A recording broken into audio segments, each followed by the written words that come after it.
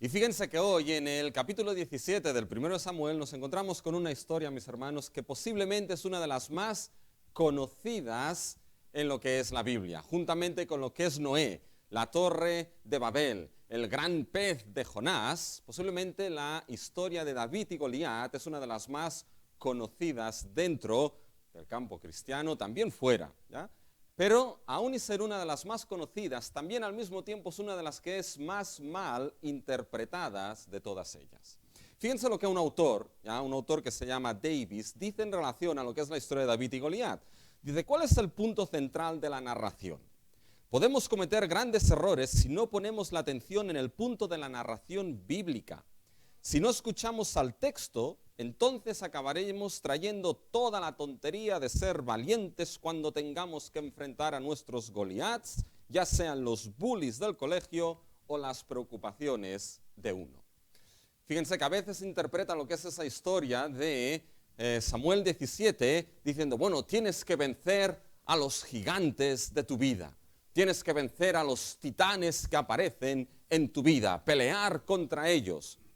Y ciertamente, mis hermanos, veremos que debemos pelear contra los gigantes de nuestra vida. Esto es una de las enseñanzas que aparece de lo que es este texto. Pero el texto no va de esto. O aquellas otras interpretaciones, tienes que ser valiente como David. Sé valiente como David. No tengas temor. Enfréntate como David al gigante. Está muy bien, pero la historia no va de esto. O aquellas historias, mis hermanos, que se centran en analizar las 5 piedras que David cogió, diciendo básicamente que cómo hace Dios grandes cosas con cosas insignificantes como una piedra.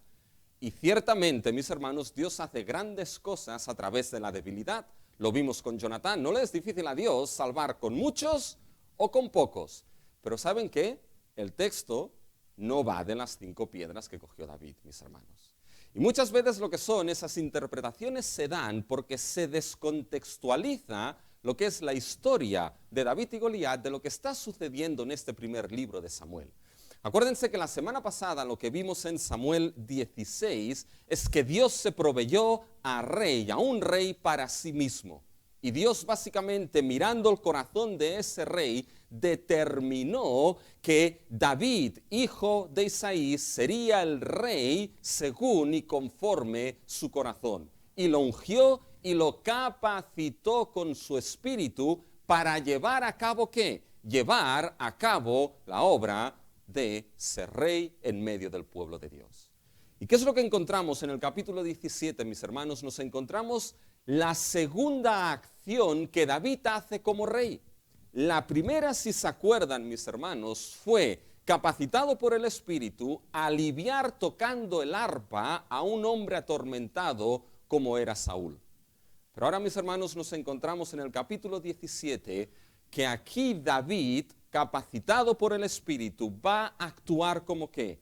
Va a actuar como representante del pueblo de Dios. Y David va a ser aquel que va a batallar en lugar del pueblo de Dios. Quien se va a enfrentar con Goliat, quien se va a enfrentar con los enemigos del pueblo de Dios, siendo el representante que pelea en lugar del pueblo de Israel. Y será el que traerá la victoria, y todo el pueblo entonces participará de la victoria y la salvación a través del rey ungido y escogido por Jehová. Fíjense que esto, mis hermanos, es lo que nos encontramos en el capítulo 17 de 1 de Samuel, los 58 versículos. Así que tengan este capítulo largo, ya abierto delante de ustedes, mis hermanos, y aunque es un capítulo largo, lo podemos dividir en 3 grandes secciones. 3 grandes secciones que nos dan los 3 grandes puntos del día de hoy en este mensaje. Primero vamos a ver, mis hermanos, los representantes que aparecen en nuestra batalla contra los enemigos. Segundo, veremos lo que es la razón primaria que está detrás de nuestra batalla contra los enemigos. Y tercero, veremos, mis hermanos, la victoria. Veremos la victoria que tiene lugar en nuestra batalla contra los enemigos. Vamos a ver estas 3 cosas, los representantes, la razón primaria y la victoria. Fíjense, hablando de los representantes, esto es lo primero que nos encontramos. Nos vamos a dar cuenta, mis hermanos, que aquí la historia de David y Goliat, esta batalla que se da, primeramente no se da entre dos pueblos, sino que se da entre dos representantes. Dos representantes que lo que hacen es encarnar, representar o bien al pueblo de Dios o bien a los filisteos, los enemigos del pueblo de Dios. Y eso lo encontramos en los primeros 20 versículos. Se nos introducen los dos representantes de cada pueblo, mis hermanos. Y el primero es el representante que encarna la aparente magnitud de los enemigos. Fíjense, mis hermanos, empezamos lo que es el capítulo 17 y se nos muestra que Israel y los filisteos van a volver a ir en batalla. Y encontramos una descripción geográfica. Se nos dice dónde van a batallar, dónde va a tener lugar lo que es esa batalla. Fíjense en el versículo 1, los filisteos se juntaron sus ejércitos para la guerra y se congregaron en Soco, que es en Judá. Fíjense ahora, mis hermanos, en el versículo 2. También Saulo y los hombres de Israel se juntaron y acamparon en el valle de Ela. Por lo tanto, se nos está dando la descripción geográfica. ¿Y saben qué? La descripción geográfica es importante para entender la idea de esos dos representantes de su pueblo. Porque fíjense lo que se nos dice en el versículo 3, mis hermanos. Fíjense, y los filisteos estaban sobre su monte a un lado, e Israel estaba sobre el otro monte al otro lado, y el valle entre ellos. Eso es muy importante. En un monte teníamos a Israel, en otro monte teníamos a los filisteos, y en medio de ellos, entre medio de ellos, el espacio entre esos dos pueblos, quédense con esa expresión, el espacio entre esos dos pueblos era el valle, lo que se llamaba un wadi, que solían ser básicamente los lechos de un río seco que cuando llovía después se llenaban de agua y por eso David pudo coger 5 piedras ¿de dónde? Se nos ha dicho, del arroyo, ¿ya? Por tanto, fíjense que habían 2 montes, 2 ejércitos y un espacio, mis hermanos, un valle entre ellos. Ese valle era como el ring de boxeo para la batalla, mis hermanos. Para la batalla ahí de esos dos representantes. Es como si tuviésemos ahí el ring, el valle, y ahora de repente aparece, mis hermanos, en la historia el primer púgil que va a entrar en batalla. Y se nos dice aquí a mi izquierda, representando a los filisteos con casi 3 metros de altura y 120 kilos de peso, Goliat de Gat. Y ahí sale Goliat, mis hermanos, ¿ya? Y fíjense que ese Goliat no era precisamente pequeño este hombre, ¿ya? Fíjense que la Biblia nos lo describe. Y eso es importante, porque la Biblia invierte palabras y tiempo describiendo a ese paladín que sale al ring de batalla. Y fíjense cómo se nos describe en el versículo 4, mis hermanos. Salió entonces del campamento de los filisteos el paladín. Paren un momento aquí. Primero lo que se nos describe de Goliat, ¿saben lo que es? Se nos describe su función, lo que Goliat va a hacer o mejor, lo que Goliat es en realidad. Y lo vemos representando en esa palabra. Salió el paladín. Otras traducciones tienen la palabra campeón. Salió el campeón. Pero ¿saben lo que esa palabra en realidad en original, paladín o campeón, significa?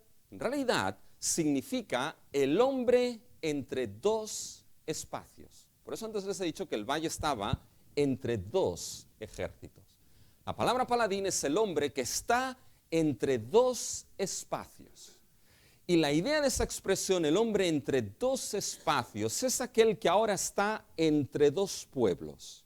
Y la idea es la idea de representación. Es decir, aquí Goliat, como el hombre entre 2 espacios, es el que representa a uno de esos 2 pueblos. En concreto aquí es el representante de ¿quién? El representante de los filisteos. Todos los filisteos estaban representados en Goliat. Por lo tanto, lo que le pasase a Goliat le pasaría a todos los filisteos porque era su representante. En la Escritura, mis hermanos, hay algo que se llama la representación corporativa o, otra expresión es cabeza federal. Es decir, un individuo que representa a todo un grupo. Y lo que le pase a ese individuo, le pasará y se aplicará a todo el grupo. Fíjense, mis hermanos, ejemplos. Adán es la cabeza federal, el representante ¿de qué? Era nuestro representante. Todos representados en Adán, de tal manera que cuando Adán cayó y pecó, ¿todos qué? Todos caímos y pecamos en Adán. De la misma manera, Cristo, mis hermanos, es nuestro representante como una raza humana redimida por gracia. Por lo tanto, lo que se aplica y le pasa a Cristo, se aplica a aquellos que Él representa. Fíjense la idea de representación. Fíjense que lo vemos, mis hermanos, en los versículos 8 y 9. Fíjense en esos versículos. Y se paró y dio voces a los escuadrones de Israel, diciéndoles: ¿para qué os habéis puesto en orden de batalla? ¿No soy yo el filisteo, vosotros los siervos de Saúl? Escoged de entre vosotros a un hombre que venga contra mí. Y escuchen ahora al 9. Si él pudiere pelear conmigo y me venciere, nosotros seremos vuestros siervos. No yo, nosotros, todos los filisteos. Representación. Y si yo pudiere más que él y lo venciere, vosotros seréis nuestros siervos y nos serviréis. Es decir, si pierde aquí el representante de Israel, ¿quién será el servidor? No solamente ese representante, todo Israel. ¿Se dan cuenta? Esa es la idea, en cierta manera, aquí de representación. Goliat, como paladín, era el hombre entre dos espacios, el que representaba a lo que eran los enemigos del pueblo de Dios, a los filisteos. Y fíjense, mis hermanos, que ese paladín, ahora ese representante, se nos describe físicamente, al menos lo que es su indumentaria de guerra, su estatura. Fíjense en el versículo 4. Ese Goliat, mis hermanos, el Goliat de Gat, tenía una altura de 6 codos y un palmo. Eso eran casi, mis hermanos, 3 metros de altura. Ese era un hombrón. No era poca cosa, casi 3 metros de altura. Y fíjense, mis hermanos, que estaba plenamente preparado, ¿para qué? Plenamente preparado para la guerra. Fíjense que se nos describe lo que es su indumentaria para ir a la guerra. Fíjense el versículo 5. Y traía un casco de bronce en su cabeza. Esto es curioso. ¿Saben por qué? Porque los filisteos, los cascos generalmente, algunos solían ser de piel. Este era un casco especial. Este era un casco, mis hermanos, de bronce. Este hombre estaba preparado específicamente desde su juventud para pelearse. Alto, con casco, y fíjense, mis hermanos, si llevaba una cota de malla y era el peso de la cota 5,000 ciclos de bronce. Esto eran casi 10 kilos de cota de malla, mis hermanos. Yo recuerdo cuando era más joven, ¿ya? Más o menos tendría la edad de Giel, 15 años o así, que vinieron a jugar aquí a Barcelona la NFL, que es la Liga de Fútbol Americano, ¿ya? Y vinieron 2 equipos, los Pittsburgh Steelers y los San Francisco 49ers. Y saben que un día estaba en el Corte Inglés de María Cristina y me los encontré ahí algunos de los jugadores, mis hermanos. Primero los tuve que mirar así. Eran unas bestias pardas, mis hermanos. Eran inmensos, eran así de grandes, altos, grandes. Bueno, a estos altos y grandes pónganle ahora encima casco, coraza, protecciones. ¿Qué imagen da esto, mis hermanos? No solamente que son grandes, sino que estos tipos son invencibles. No hay quien derribe a un enemigo como ese. Y eso es precisamente la imagen que se nos está dando aquí del enemigo del pueblo de Dios. Era un hombre inmenso, era un enemigo gigantesco, un enemigo invencible, un enemigo inexpugnable, un enemigo preparado para arrasar con cualquiera que se enfrentase y se pusiese delante de él. Fíjense las armas que se describen, mis hermanos. Miren el versículo 6. Sobre sus piernas traía grebas de bronce y jabalina de bronce entre sus hombros. No piensen en las jabalinas olímpicas, ¿ya? Era una especie de cimitarra, de espada así curva, pero a lo bestia, ¿ya? A su medida. Fíjense el 7.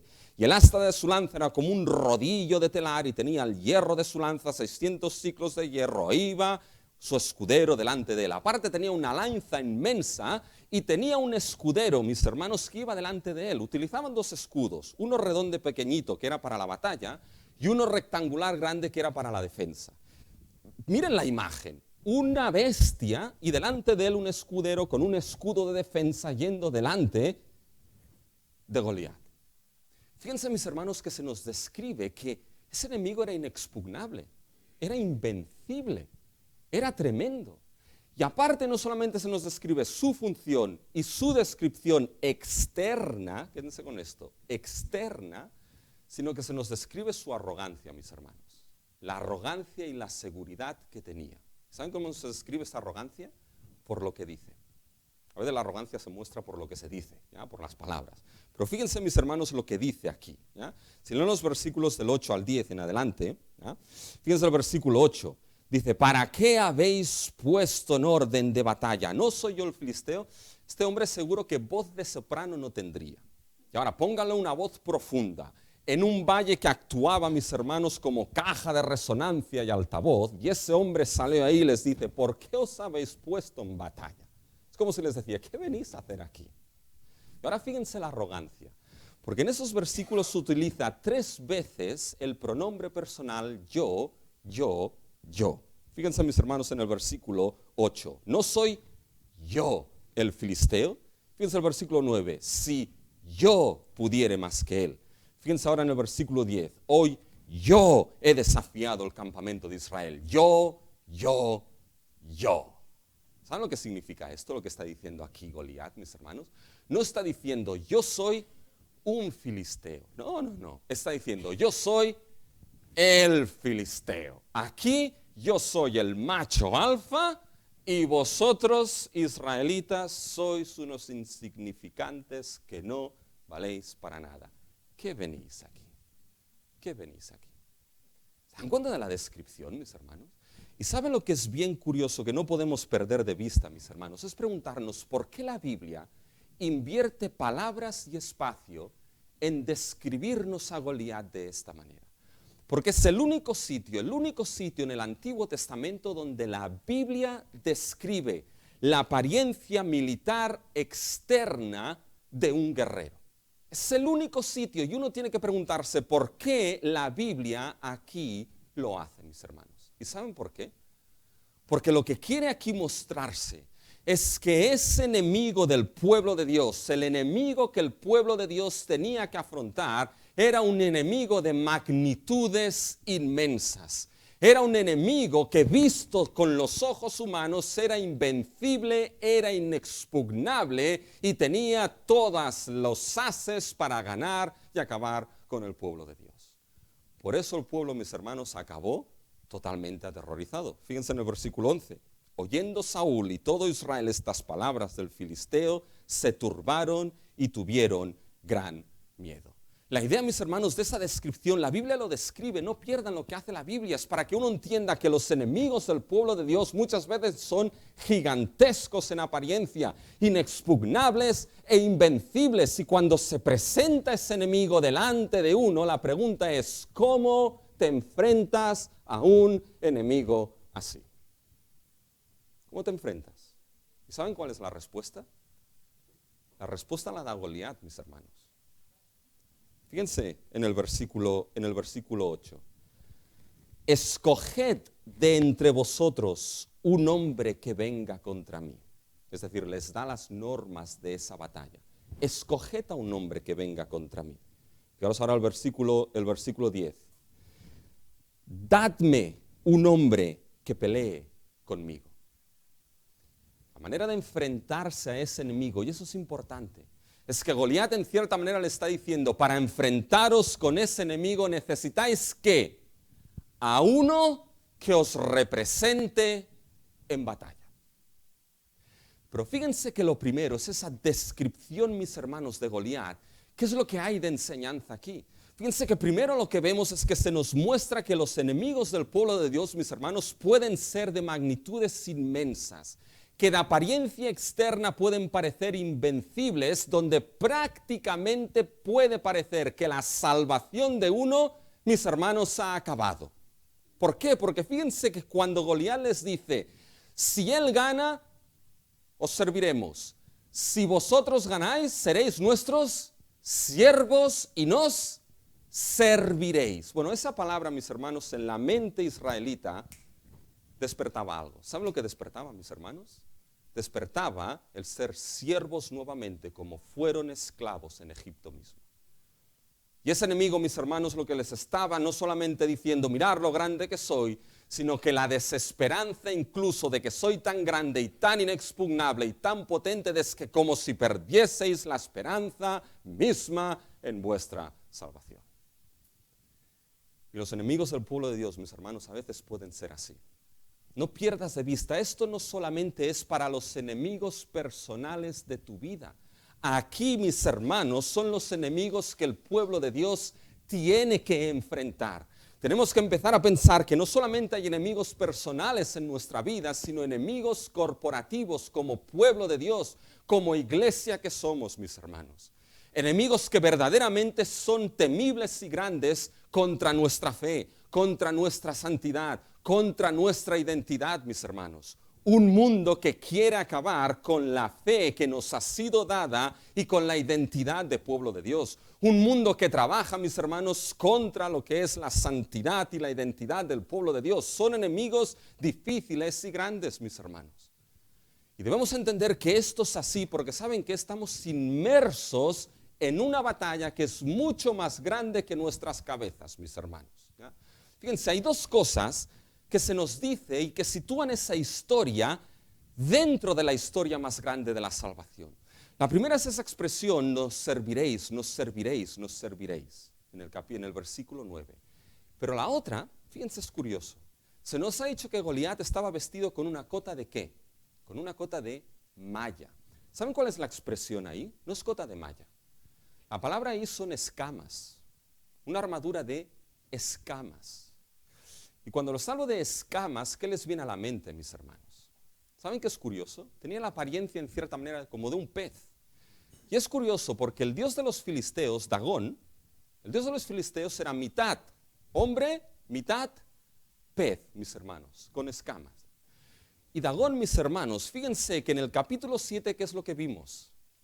Vimos, mis hermanos, que Dagón era el enemigo directo de Dios. ¿Y Dagón acabó cómo? Dagón acabó decapitado por Dios mismo, mis hermanos. Es curioso. Pero aquí se nos pone a Goliat en la misma línea que Dagón, como el enemigo del pueblo de Dios. Pero ¿sabe la imagen que nos da de escamas, mis hermanos? Se nos da también la imagen de otro animal que tiene escamas, mis hermanos. Es precisamente la serpiente. Y fíjense, mis hermanos, que cuando vemos a Goliat con imagen de serpiente, fíjense que pensamos, mis hermanos, en aquel enemigo que se presentó ya desde un inicio mismo, mis hermanos. En Génesis 3 mismo, la serpiente, aquel que se opuso a Dios mismo y aquel que se opuso a la corona de la creación misma que era el ser humano. Y Dios, después de que el ser humano cayese, estableció que en Génesis 3:15, mis hermanos, lo que es el protoevangelio, el primer evangelio, Dios dijo a la mujer, a la serpiente, pondré enemistad entre ti y la mujer, entre tu simiente y su simiente. Ella te herirá en la cabeza y tú le herirás en el calcañar. Y mis hermanos, esa pelea, esa batalla, mis hermanos, aquí entre David y Goliat, mis hermanos, forma parte de esa gran batalla que arranca ya desde Génesis 3:15 entre la simiente de la mujer y la simiente de la serpiente, mis hermanos. Por eso el pueblo de Dios está inmerso en una batalla con unos enemigos que pueden ser bien grandes en esa historia de la salvación. Pero ¿saben qué gran esperanza hay aquí, mis hermanos? La gran esperanza es que si se fijan, se ha describido el aspecto externo de Goliat, ¿sí o no? Y hermanos, venimos del capítulo 16. ¿Y qué es lo que le dijo Dios a Samuel en el capítulo 16? Dice, oye, no mires la apariencia. No mires lo grande de su estatura, porque el hombre mira lo que está puesto delante de sus ojos, pero Dios mira lo que hay en el corazón. Y mis hermanos, eso, las apariencias se aplican tanto al servicio como también a nuestros enemigos, mis hermanos. Porque en apariencia externa pueden ser muy altos, muy grandes, muy inexpugnables, pero hay algo que tienes que pensar y no perder de vista, que nunca serán más grandes, mis hermanos, que el Dios que tenemos, el Dios de nuestra salvación. Aquel, mis hermanos, que acabó con la cabeza de Dagón, aquel que acabará con la cabeza de Goliat, ¿y saben qué? Aquel que al final acabará con la cabeza de la serpiente. Por tanto, fíjense que esta historia, mis hermanos, ya empieza con esperanza, pero si la entendemos dentro de esta gran historia de la salvación. Y lo segundo, mis hermanos, es que este es el representante del enemigo La pregunta es aquí, ¿quién es entonces el representante del pueblo de Dios? ¿Y saben quién es el representante del pueblo de Dios? Espérense, no vayan tan rápido, que ya sé que sus mentes van. Si el representante primero encarna la magnitud de los enemigos, ahora introduce el segundo representante. El representante que encarna, mis hermanos, lo que es el cuidado y la obediencia. El cuidado y la obediencia en el rebaño de Dios. Fíjense, y esto, mis hermanos, 1 Samuel 17 es como una película que se nos presenta. Porque ahora se nos ha presentado el primer representante y ahora la Biblia introduce el segundo. Y Goliat ha dicho, escogeos a uno que venga y pelee en vuestro lugar. Madre mía, con esas palabras, Israel tenía que pensar, qué mal vamos, porque ya nos escogimos a uno, ¿y qué pasó? Y nos salió rana ese, ¿ya? Ahora, madre mía, si tenemos que escoger. Pero no escogieron nada, mis hermanos. Se introduce, fíjense, el representante. Y a partir, mis hermanos, de el versículo 12, ahí encontramos el representante que será del pueblo de Dios. Y fíjense que se nos muestra ahí, se nos sitúa en Belén con David. Y se nos dice ya que Isaí ya estaba entrado en añitos, ya era mayor Isaí aquí. Y eso es importante porque ya no tenía edad para ir a la guerra. Y tenía 8 hijos, y de estos 8 hijos, ¿cuántos se fueron, mis hermanos, a la guerra? Fueron 3, que ya se nos mencionaron en el versículo, en el capítulo 16. Fíjense el versículo 13.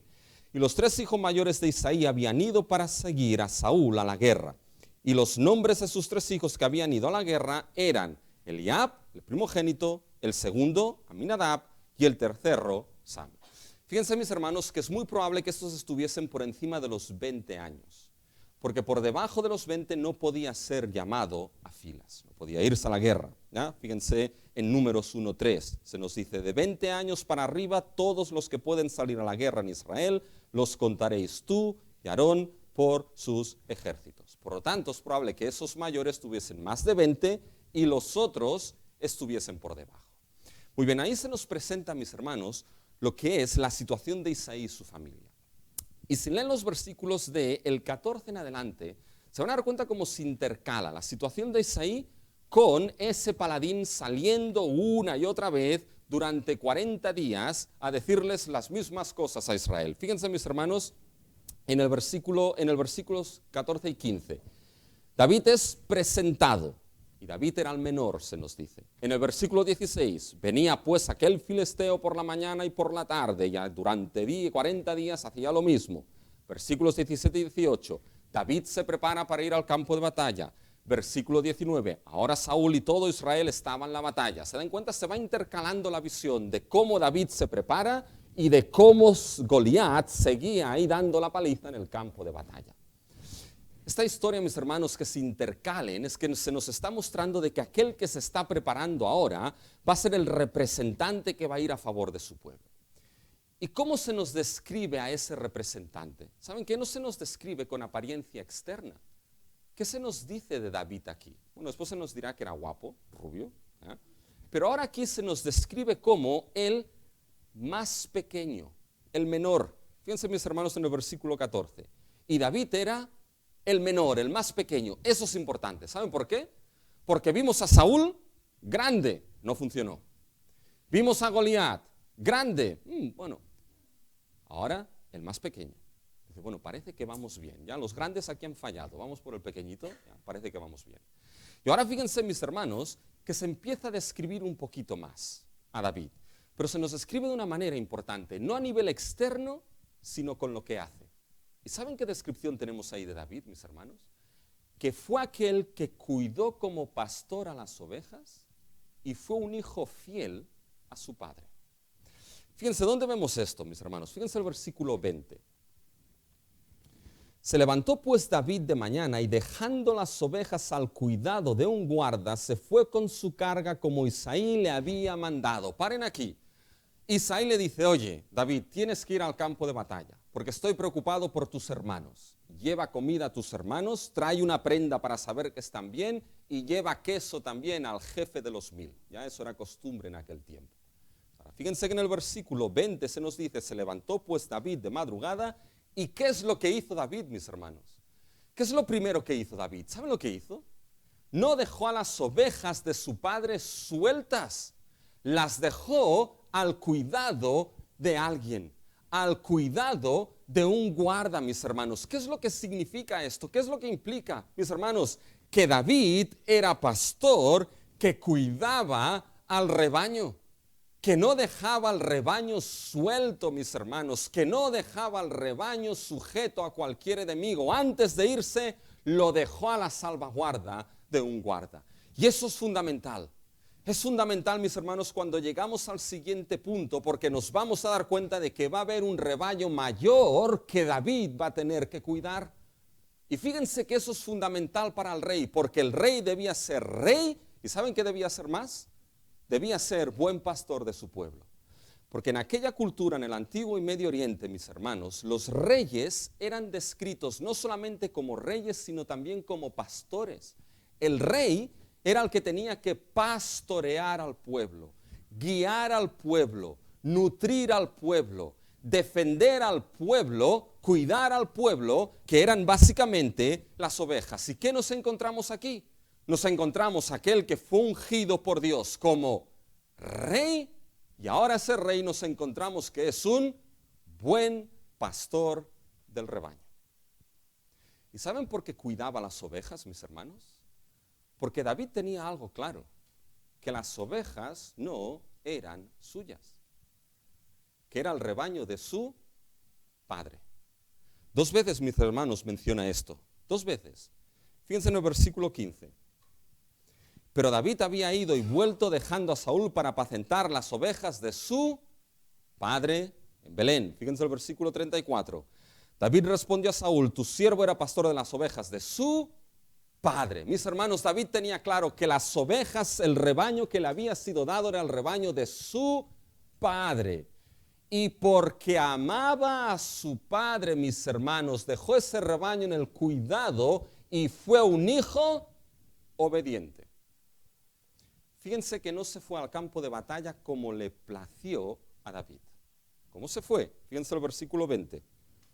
Se levantó pues David de mañana y dejando las ovejas al cuidado de un guarda, se fue con su carga como Isaí le había mandado.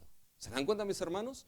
Nos encontramos aquí a lo que es el rey, que es un buen pastor y un hijo obediente. Y eso va a ser fundamental, hermanos. ¿Saben por qué va a ser fundamental? Porque cuando llegamos ahora al siguiente punto y se prepara la batalla, mis hermanos, va a ser fundamental porque David va a tener que cuidar y defender a un rebaño mucho mayor, a un rebaño que no va a ser su propio rebaño y no va a ser el rebaño de su padre, sino que va a ser el rebaño de su Dios, mis hermanos. Pero fíjense que lo que vemos aquí, fíjense cómo David contrasta con Saúl. ¿Se acuerdan de Saúl? Saúl no pudo encontrar el qué de su padre, no pudo encontrar esos asnos que iban por el monte, mis hermanos. No los pudo encontrar, era un pastor, un rey que no sabían encontrar los burros de su padre, mis hermanos. Pero aquí tenemos al rey pastor que cuida del rebaño de su padre. Y fíjense que esas cualidades, cuidado y obediencia, mis hermanos, son fundamentales. Fundamentales para todo ministro de Cristo, pero fundamentales para todo cristiano, mis hermanos, que se encuentra en la iglesia y el rebaño de Dios. Porque es fundamental, mis hermanos, que para poder defender algo, eso, mis hermanos, se ame y se cuide. Y que uno entienda de que el rebaño no le pertenece a uno, sino que le pertenece a Dios. Y eso que ama y cuida, defiende. Y hay algo importante que uno debe entender, que cuando esos enemigos, mis hermanos, grandes, altos, sea aflicción, tentación, temor de muerte, lo que sean, vuelven como Goliat durante 40 días a la vida, hay algo que uno tiene que tener en mente muy claro, que va a tener un representante que va a cuidar de él. Uno dice, bueno, pero dime ya ese representante. No puedo, todavía no. Porque ahora de los representantes pasamos a la razón primaria que está detrás de nuestra batalla contra los enemigos. Y fíjense, ese es el segundo punto. ¿Cuál es la razón primaria, mis hermanos? ¿Saben? La razón primaria de esa batalla que se genera en esa historia de la salvación es primeramente la burla de Dios o la burla contra el Dios viviente, mis hermanos. Fíjense, esto es en realidad el kit de la cuestión en esa batalla. Eso es lo que estaba sucediendo en esos momentos. Fíjense que esto lo vamos a ver en los versículos del 26 al 36. Pero antes de esto, mis hermanos, fíjense qué es lo que sucede. Bueno, David se pone en marcha hacia lo que es el campo de batalla. En los versículos 20 al 22, mis hermanos. Y fíjense en los versículos 20 en adelante. Vamos a leer en el 21. Y se pusieron en orden de batalla Israel a los filisteos, ejército frente a ejército. Esto es muy curioso, ¿ya? Porque se ponían ahí 40 días uno delante del otro y no hacían nada, esperando ahí que saliese alguien. Y puedes imaginarte los israelitas. Ve tú. No, que eso es muy grande. Y ahí estaban por 40 días, mis hermanos. Pero en ese día algo distinto pasó. Llegó, mis hermanos, David en el momento adecuado y en el lugar adecuado, mis hermanos.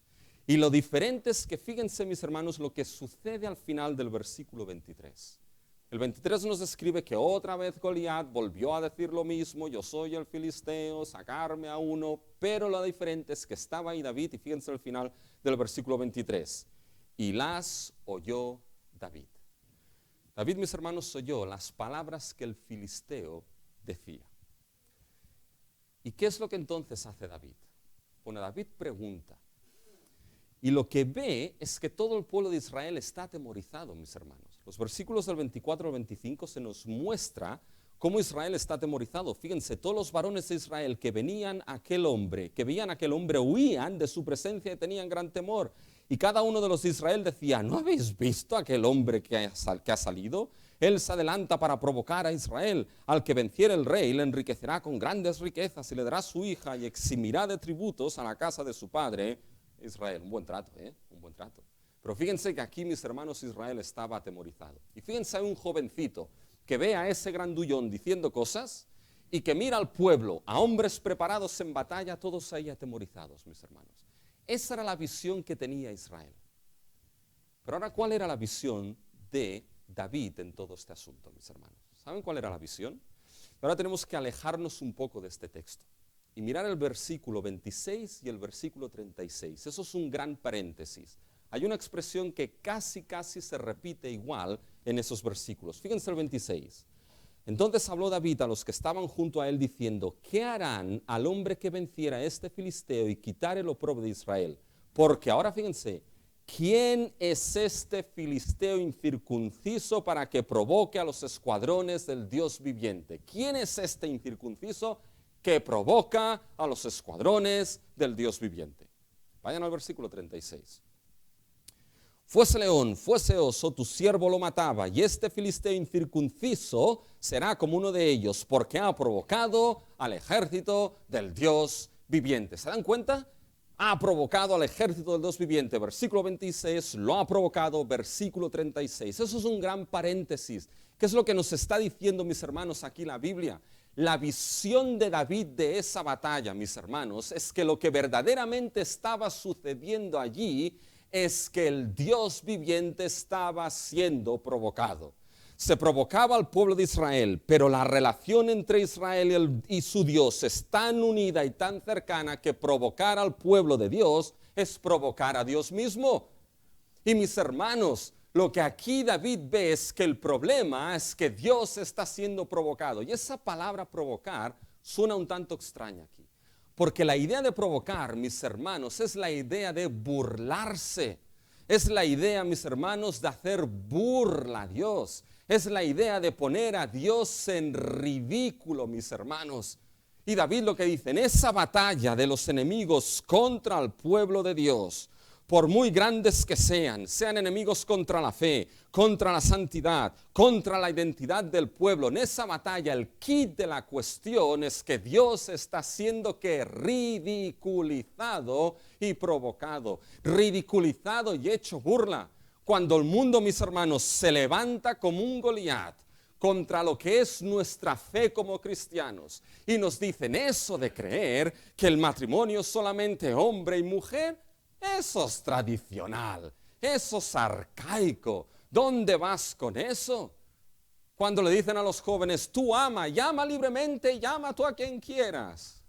Los hippies del siglo XXI, ama a quien quieras. Mis hermanos, esos son monstruos gigantescos que se están llevando a muchos de nuestros jóvenes por delante.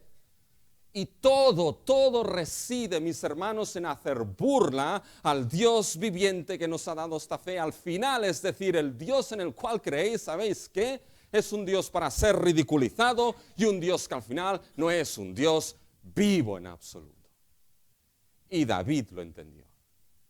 Y David dice, ¿quién es ese incircunciso que no forma ni parte del pueblo redimido por Dios, que provoca y ridiculiza al Dios viviente? Dijo David. David sabía que su Dios y el Dios de su pueblo no es un Dios muerto. Es el único Dios verdadero y viviente, mis hermanos. Y estas palabras de David son importantes porque es la primera vez que escuchamos a David hablar en toda la historia. E introduce una visión teológica importantísima, mis hermanos. ¿Saben qué introduce? David está introduciendo, ¿no veis, pueblo de Dios, lo que aquí está pasando en esta batalla? ¿No veis que vuestro Dios está siendo ridiculizado? ¿No veis que vuestro Dios es un Dios no muerto, sino vivo? Y David lo que introduce aquí es la importancia, es como si les estuviese diciendo, pueblo de Dios, si importa algo en vosotros, el entender que vuestro Dios es un Dios vivo. ¿Importa algo? ¿Hace alguna diferencia en vosotros cuando estáis en esa batalla con esos enemigos por vuestra identidad, por vuestra fe? ¿Hace alguna diferencia al entender que vuestro Dios es un Dios vivo? ¿Hace alguna diferencia al entender cuando te encuentras con esos enemigos que el Dios que tienes es un Dios que está siendo ridiculizado y tirado por el suelo? Mis hermanos, esa era la razón primaria de esa batalla. ¿Y saben qué? Esa razón no ha cambiado. Esa razón sigue siendo, mis hermanos, cuando esos enemigos se levantan contra nuestra fe, contra nuestra identidad, un mundo que aborrece, un mundo que determina que la fe cristiana ya no sirve para nada en el siglo XXI, mis hermanos, al final lo que se indica es ridiculizar al Dios que tenemos. El Dios que tenemos no es un Dios vivo. Escógete a quien quieras entonces. David entendió muy bien esto, mis hermanos.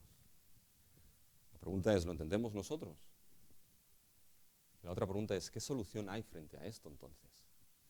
¿Y saben qué solución hay, mis hermanos? Un corazón que confía en la salvación de Dios. Porque ahora en este gran paréntesis de quién es este que ha provocado al Dios viviente, ahora vamos a mirar dentro de ese paréntesis. Y nos vamos a ver que lo que surge aquí, mis hermanos, es el corazón de ese representante que peleará a favor de su pueblo. Y vamos a ver lo que hay en el corazón, mis hermanos, de David. Fíjense esto a partir del versículo 25 en adelante. Fíjense que David, aquí a partir del 25 le dicen, oye, quien pelee, aquí Saúl le va a dar riquezas, le va a dar su hija y le eximirá de tributos. Es un buen trato, ¿no? Es un buen trato. ¿Ya? Dice, bueno, dice, vale, la cosa no está mal, ¿ya? Pero fíjense ahora, mis hermanos, que antes de que empiecen batalla sale su hermanito, mis hermanos. Y fíjense en el versículo 28 lo que dice Eliab. Y oyéndolo hablar Eliab, su hermano mayor, con aquellos hombres, se encendió en ira contra David y dijo, ¿para qué has descendido acá? Dice, ¿y a quién has dejado aquellas pocas ovejas en el desierto? Yo conozco tu soberbia y tu malicia de tu corazón, que para ver la batalla has venido. Madre mía, con hermanos así no hace falta nada más, ¿eh? Fíjense, hay hermanos que quizá vale más que no dijesen nada. Fíjense, mis hermanos, lo que le dice el hermano. ¿Qué es lo que le dice? Dice, uno, oye, que eres un despreocupado. ¿Dónde has sacado las ovejas? Eres un despreocupado. Dos, eres un orgulloso. Conozco tu soberbia. Tres, tu corazón está lleno de ¿qué? De maldad.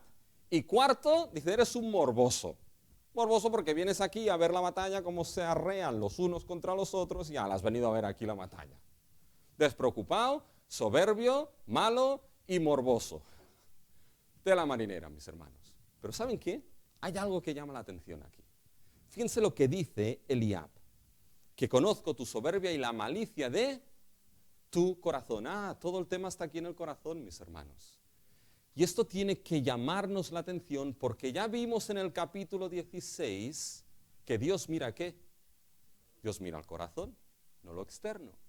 Eliab, mis hermanos, no entendía nada del corazón de David y gracias a Dios que no entiendo nada. Eso sí, hablaba mucho, pero cuando salía Goliat, ¿dónde estaba Eliab? Ahí estaba.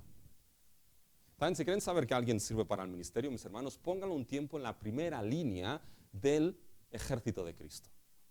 Y si en esa línea, mis hermanos, aguanta y resiste, tendrá su respuesta. Si habla mucho y no hace nada y se va, también tienes tu respuesta, mis hermanos. Pero fíjense que ahí estaba, mucho hablar y no hacía nada Eliab. Y me encanta, mis hermanos, ahora lo que hace David. Porque lo que vemos ahora, mis hermanos, es el corazón de David. Y lo que va a salir en el corazón de David es que en David va a haber un celo, mis hermanos, para defender al rebaño de Dios a expensas de su propia vida. Y voy a repetir esto porque es importante. Lo que va a salir en el corazón de David no va a ser malicia, sino un celo para defender al rebaño de Dios a expensas de su propia vida. Cuando Eliab le dice esto, ¿cómo le responde David? La respuesta es muy buena, ¿ya? Fíjense el versículo 29. David respondió: ¿qué he hecho yo ahora? ¿No es esto mero hablar? Dice: oye, hermano, tanto hablar. Y después se dirige a los otros y les vuelve a preguntar lo mismo. Es decir, David en cierta manera pasó olímpicamente de lo que su hermano le dijo, mis hermanos.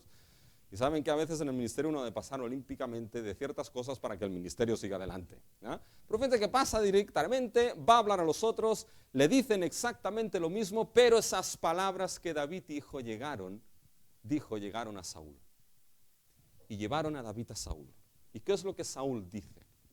Fíjense, mis hermanos, en el versículo 33. Dijo Saúl a David: no podrás ir tú contra aquel filisteo para pelear con él, porque tú eres muchacho y él un hombre de guerra desde su juventud. Y dice: pero ¿dónde vas, hombre, así? ¿Dónde vas? Esto no puede ser.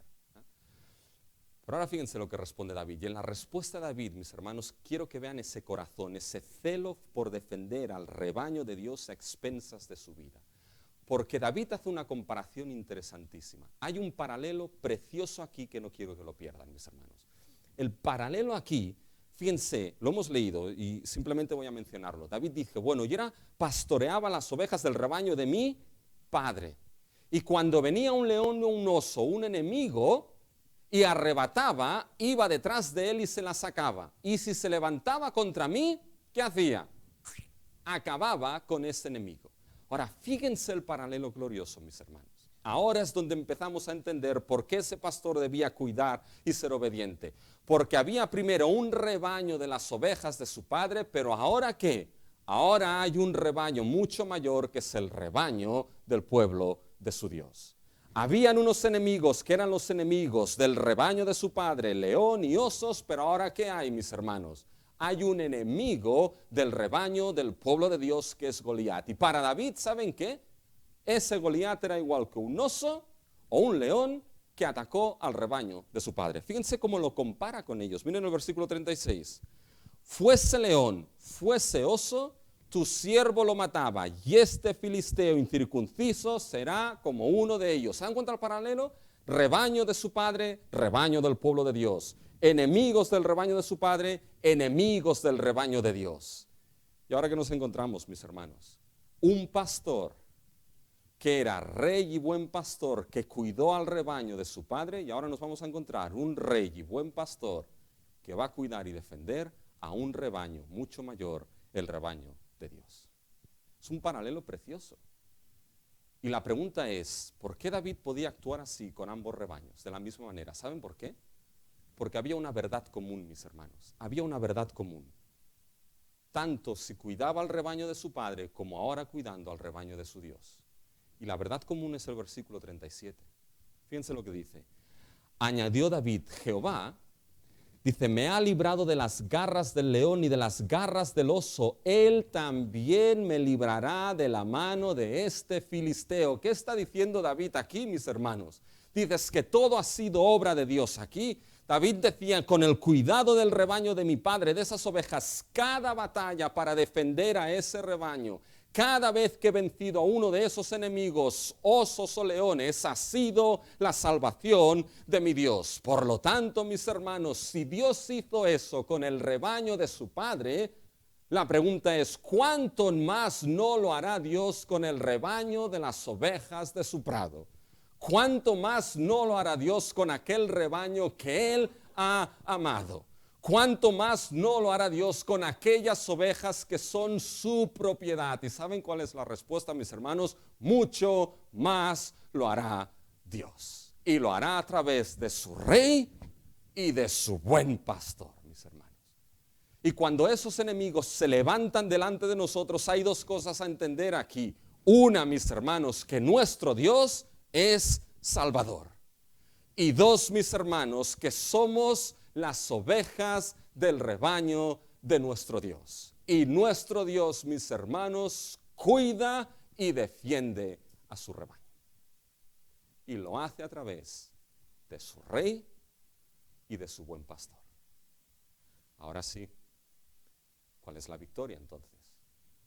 La victoria, mis hermanos, que tiene lugar en nuestra batalla. Y fíjense, la victoria, mis hermanos, es primeramente una victoria que trae el conocimiento de Dios y de su gran salvación. Fíjense, mis hermanos, para ir acabando un poquito en esto. Fíjense, la historia la sabemos. Saúl le dice, entonces ve, y le pone que encima de David, mis hermanos. Le pone todo su instrumental, le pone todo su coraza. Fíjense, mis hermanos, en el versículo 39. Y ciñó David su espada sobre sus vestidos y probó a andar porque nunca había hecho la prueba. Y dijo David a Saúl, yo no puedo andar con esto porque nunca lo practiqué. Y David echó de sí aquellas cosas. Es curioso esto. El echar esas cosas es un rechazo del estilo de realeza de Saúl. Ahora el rey aquí es distinto, mis hermanos. Es que une el corazón de Dios. ¿Y qué es lo que hace David? Toma sus instrumentos de pastor. Fíjense, y tomó su cayado en su mano y escogió 5 piedras listas del arroyo y las puso lisas del arroyo y los puso en un saco pastoril y el zurrón que traía y tomó su honda en su mano y se fue hacia el filisteo. Fíjense, mis hermanos, que esto nos muestra que la salvación de Dios ahora no va a darse con medios humanos.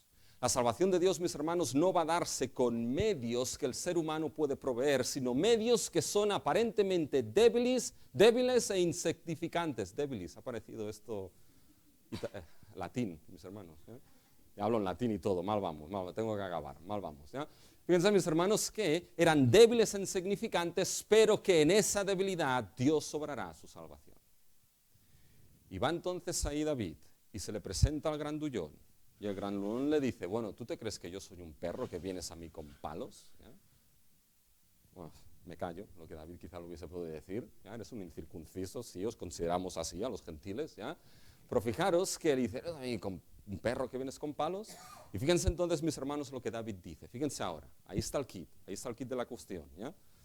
Fíjense, ahí vemos esa victoria que trae el conocimiento de Dios y de su salvación. Fíjense el versículo 46. Jehová te entregará hoy a mí en mano, y yo te venceré y te cortaré la cabeza y la daré hoy a los cuerpos de los filisteos, a las aves de los cielos y a las bestias de la tierra. Y ahora, en el 26, en el 46 y 47, hay 2 veces el verbo saber. Aquí es el conocimiento que tiene que salir de lo que va a suceder. Y toda la tierra sabrá que hay Dios en Israel. ¿Se dan cuenta? Esa victoria, mis hermanos, esa salvación que Dios obrará, será para una cosa, para que toda la tierra sepa que hay un Dios verdadero, un Dios vivo. Ese valle será el altavoz, mis hermanos, para que toda la tierra, no solamente Israel y los filisteos, sepan que hay un Dios que es un Dios vivo, un Dios poderoso y un Dios que salva a los suyos. Un conocimiento de que hay el Dios que salva. Y el segundo conocimiento, fíjense el versículo 47, y sabrá toda esta congregación que Jehová no salva con espada y con lanza, porque de Jehová es la batalla y Él os entregará en nuestras manos. El segundo conocimiento para Israel. Israel, pueblo, debes entender que Dios no salva con medios humanos, salva con aquellos medios que pueden parecer débiles a los ojos del ser humano, pero que en la debilidad el poder de Dios se perfecciona, que en la debilidad Dios puede escoger medios débiles e insignificantes que en sus manos son poderosos para salvar a los suyos. ¿Quieres ver la muestra? Va Goliat. Ahora imagínense a Goliat, ¡wow!, corriendo ahí, todo va a cámara lenta porque es muy grande. ¿Eh? Y ¡wow!, va David ahí, entonces coge la onda, ¡fu! Uno puede ver la piedra. ¡Pam! Y puedes ver a Goliat cayendo poco a poco. ¡Wow! ¡Bum! Todo el polvo ahí. Y puedes ver a lo que son los filisteos y a los israelitas. Todo esto lo puedes ver, mis hermanos, pero ahí, ¡pum! Y va David, coge la espada, ¡flas!, y le corta la cabeza. Y entonces, ¿qué hace todo el pueblo, mis hermanos? ¿Saben lo que hace entonces? Entonces todo el pueblo fue en batalla, no antes. Entonces todo el pueblo siguió a su rey y buen pastor, que fue victorioso a su favor. Israel, no vayas antes. Israel, no pelees antes contra tus enemigos. Israel, no salgas antes de que tu representante, tu rey y buen pastor te dé la victoria. Cuando esa victoria sea conseguida por tu rey y buen pastor, entonces pelea contra tus enemigos a la sombra de aquel que ha vencido en tu lugar. Y mis hermanos, esto solamente nos lleva a un sitio. ¿Saben dónde nos lleva? Nos lleva a nuestro Señor Jesucristo. Porque esta historia de David y Goliat, mis hermanos, nos lleva a que Cristo es nuestro representante y nuestro Salvador. Mis hermanos, van a haber enemigos en nuestra vida que van a levantarse grandes, mis hermanos, grandes en tu vida personal y grandes en el pueblo de Dios. Esa fe que a veces es zarandeada y puesta en entredicho, ese león rugiente como Satanás que está buscando a quien devorar, ese mundo que te aborrece por ser hijo o hija de Dios y aborrece a su pueblo, ese mundo que desafía, mis hermanos, nuestra fe con su falta de valores absolutos, con su entendimiento pluralista de lo que es, mis hermanos, la verdad. Esos enemigos pueden ser grandes y la pregunta aquí es, ¿quién es entonces tu representante frente a esa realidad? Y el único representante que tienes para enfrentar a esos enemigos es tu rey y tu buen pastor, nuestro Señor Jesucristo. Ese rey y buen pastor, mis hermanos, que realmente entendió que las ovejas es el rebaño del Padre que le dio a él. Somos el rebaño del Padre entregados a Cristo Jesús. Y Cristo Jesús, nuestro buen pastor, mis hermanos, cuidará de su rebaño y cuidará de tu vida. Y en el corazón de nuestro buen pastor, ¿saben lo que hubo? No hubo malicia, no hubo soberbia, hubo humildad. Y hubo un corazón, mis hermanos, que tuvo el celo de defender al rebaño que el Padre le dio, en el cual tú formas parte, a expensas de dar su vida. Y dio su vida por aquellos que el Padre le dio. Su vida por sus ovejas. Si eres ovejas de Cristo, has de saber que Él dio su vida por ti. Y en esa cruz, el Padre le dio a los enemigos. Y el pecado, mis hermanos, ese gran enemigo, fue borrado y perdonado por la sangre de Cristo. La muerte que debíamos morir, que debías morir por ser culpable, Cristo la murió en aquella cruz. Y Satanás, mis hermanos, fue vencido en aquella cruz. Y esa gran salvación con un medio insignificante, un medio que el mundo miraba como tropezadero o como escándalo, que el mundo mira hoy en día la cruz como que no sirve de nada, en esa debilidad Dios lo usó para obrar su salvación eterna y poderosa de los suyos. En esa debilidad el poder salvador de Dios se manifestó, mis hermanos.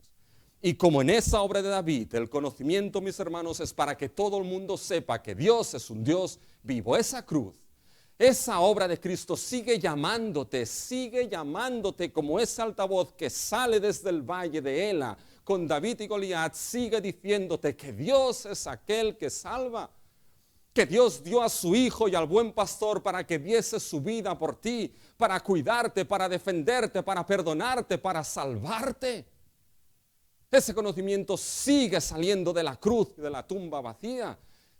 Y sigue siendo una obra que para nosotros, la iglesia, debemos saber que Dios no salva con espada y lanza, sino a través de su Hijo Jesucristo, nuestro Señor y nuestro Rey, mis hermanos. Y necesitamos saber esto. ¿Saben por qué?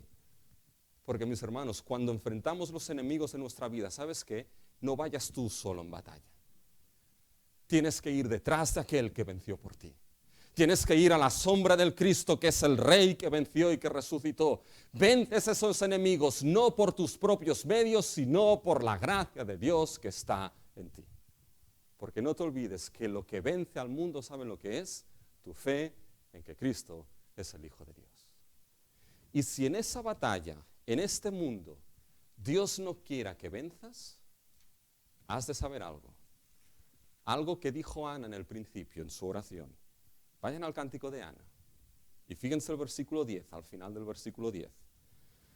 Jehová juzgará los confines de la tierra, dará poder a su rey y exaltará el poderío de su ungido. Ana ya te dice, llegará el día que ese rey ungido reinará. Y en ese día todos los enemigos serán puestos bajo sus pies. Y en ese día, como dijo Pablo a los romanos, y el Dios de paz aplastará en breve a Satanás bajo vuestros pies. La gracia de nuestro Señor Jesucristo sea con todos vosotros. Mis hermanos, llegará el día de que Satanás será puesto bajo nuestros pies, no por nosotros, sino porque hubo uno que hirió su cabeza en la cruz. Y en ese día, mis hermanos, nuestros enemigos serán vencidos. Así que cuando en tu vida te enfrentes a esto, piensa que tienes a Cristo, que pelea y fue victorioso en nuestro lugar. Y a su sombra, mis hermanos, enfrentamos esta vida y los enemigos de nuestra vida.